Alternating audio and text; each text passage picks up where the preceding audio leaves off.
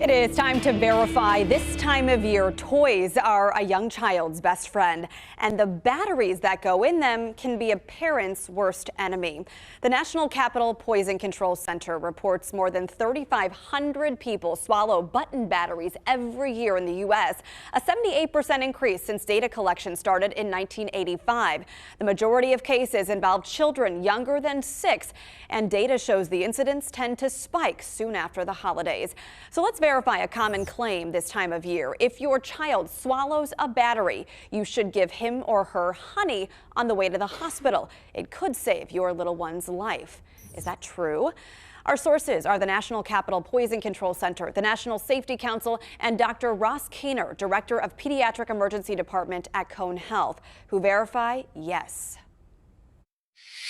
So honey is very helpful. It helps coat the battery and helps decrease the charge that's causing that burn.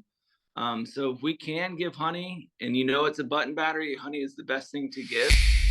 He said 99% of the battery ingestion cases he sees are from button batteries, those small circular batteries commonly found in toys, hearing aids, and remote controls. They're harder to pass than cylinder batteries and tend to get lodged in the esophagus, burning through the tissue.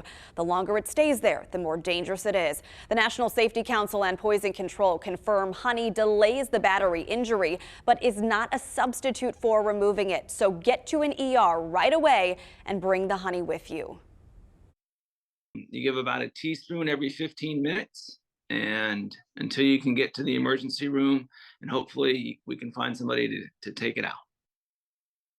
But parents and caretakers all have heard doctors' warnings not to give raw honey to babies younger than 1. There's even a warning here on this label of this brand because it can cause botulism, a rare illness caused by a toxin that attacks the body's nerves.